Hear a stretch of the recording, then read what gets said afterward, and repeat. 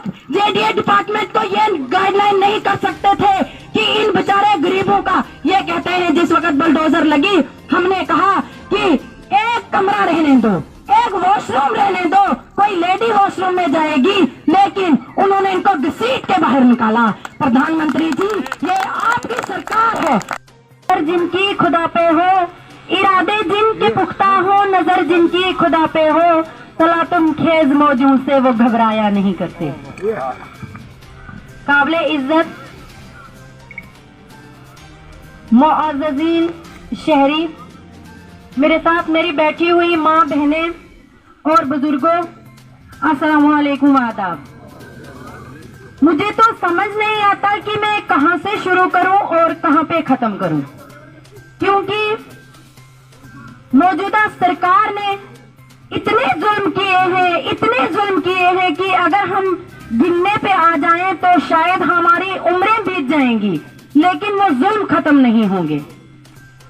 मैं यहाँ जम्मू में किसी अपने काम से आई हुई थी, तो मैंने फेसबुक पे देखा और ये अंकल जी और इन माओं के मैंने वीडियोस देखे, तो मैं अपने जज्बात को काबू नहीं कर पाई। और ये मेरे फारूक साहब मेरे हस्बैंड हैं, तो आप ये मत समझिए, जितने भी मेरे यहाँ ट्राइबल कम्युनिटी के लोग हैं जिन पे ये इतना जुल्म हुआ है, आप ये मत समझिए कि हम अकेले हैं। मैं भी आपके साथ खड़ी हूँ, मैं भी एक ट्राइबल की बच्ची हूँ। मैं आपके साथ, जब तक आप यहाँ हैं तो मैं आपके साथ खड़ी हूँ। प्रधानमंत्री जी ये नारा लगाता है कि बेटी बचाओ बेटी पढ़ाओ, लेकिन मैं प्रधानमंत्री जी को ये बड़े अफसोस से कह रही हूँ कि प्रधानमंत्री जी, जब जेडीए डिपार्टमेंट ने आके इन मासूम बच्चों, एक बच्ची यहाँ पे थी, बहुत ही छोटी बच्ची है, और वो मुझे कहती है कि दीदी मेरा मकान भी तोड़ दिया है, तो मैं इस स्टेज से उनको ये बोलना चाहती हूँ कि आप एक तरफ नारा लगाते हैं कि बेटी बचाओ बेटी पढ़ाओ, आपने तो पढ़ाई तो आपने बंद ही कर दी है, लेकिन जो बचाओ, जो 70 साल 80 साल से इन लोगों ने कमाया हुआ था, प्रधानमंत्री जी रिजर्वेशन क्या देंगे, सीट्स क्या देंगे? आपने जो 80 साल से इन्होंने कमाया था बेचारों ने, आपने तो वो भी इनसे छीन लिया। क्या आप जेडीए डिपार्टमेंट को ये गाइडलाइन नहीं कर सकते थे कि इन बेचारे गरीबों का, ये कहते हैं जिस वक्त बुलडोजर लगी हमने कहा कि एक कमरा रहने दो, एक वॉशरूम रहने दो, कोई लेडी वॉशरूम में जाएगी, लेकिन उन्होंने इनको घसीट के बाहर निकाला। प्रधानमंत्री जी, ये आपकी सरकार है। मैं इस स्टेज से प्रधानमंत्री जी को ये मैसेज देना चाहती हूँ कि अगर हमारी जाने इसी मिट्टी में खत्म हो गई, फिर भी हम अपने इंसाफ लिए बगैर यहाँ से उठने वाले नहीं हैं, क्योंकि आप देख लीजिए, एक पीछे एक लेडी बैठी हुई है, उसके 2 महीने हुए हैं, बड़ा ऑपरेशन हुआ है, तो जब वहाँ पे बुलडोजर लगी तो उसको घसीट के वहाँ से निकाला दिया। तो क्या प्रधानमंत्री जी यही बोल रहे हैं कि बेटी बचाओ बेटी पढ़ाओ? ये हमारी बेटियों के साथ ये इंसाफ हो रहा है? प्रधानमंत्री जी कहाँ सोए हैं आप? अगर कहते हैं कि हमारी सरकार है, लेकिन मैं सबसे छोटी हूँ, लेकिन मैं प्रधानमंत्री जी को ये कहना चाहती हूँ कि सबसे बड़ी सरकार मेरे अल्लाह की है। अगर अल्लाह ने आपको गिरा दिया तो कहाँ जाओगे? आज इन मासूमों को सता रहे हो आपने।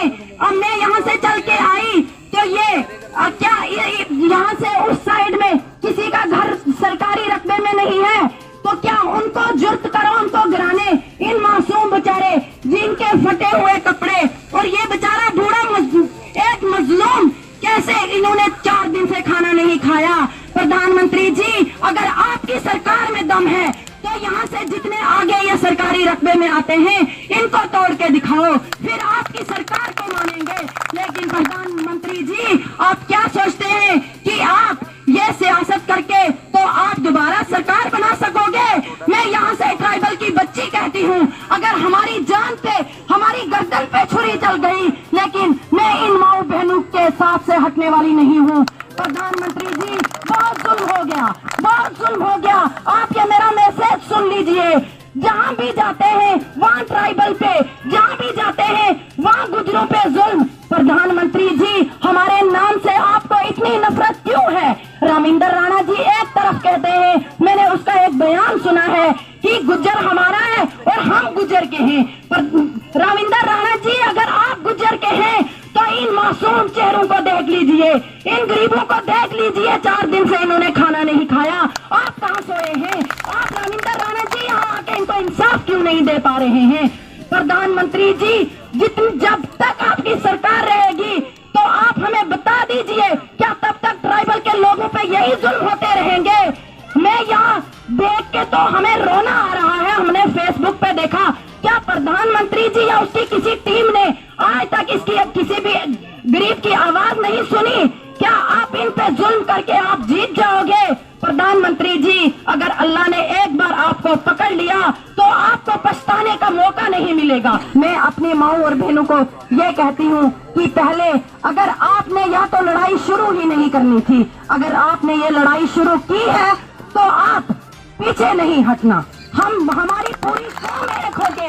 तो मैं अपने जितने भी मेरे ट्राइबल कम्युनिटी के हैं, दूसरे भी हैं, तो मैं सबसे ये गुजारिश करूंगी कि हमें यकजहती का होना जरूरी है, क्योंकि जब हम एक हो जाएंगे तो कोई भी अल्लाह के सिवा हमें नहीं तोड़ सकेगा। तो हम सबको यहाँ पे मिलके और इन बेचारों को इंसाफ दिलाना है। मैं यहाँ पे कोई तकरीर करने नहीं आई हूँ, लेकिन जब मैंने रात को ये फेसबुक पे देखा तो मुझे वही याद आ रहा है और मैं इमोशनली हो रही हूँ।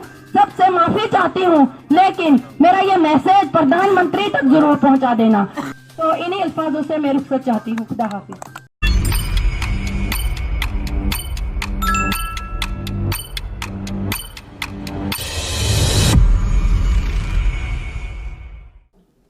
Thank you. मेरे बच्चों का एक हसीन सपना है एक कामयाब डॉक्टर और इंजीनियर बनने का, लेकिन बच्चों को दूर भेजने का डर। कहीं मेरा ये डर बच्चों का फ्यूचर ना खराब कर दे। मंजिल दूर थी लेकिन इरादे मजबूत थे। सो वो आ गए मोशन कोटा क्लासरूम पुलवामा। अब श्रीनगर जाने की क्या है जरूरत जब हमें पुलवामा में मिल रही है कोटा जैसी फैसिलिटी, वो भी बस सर्विस के साथ।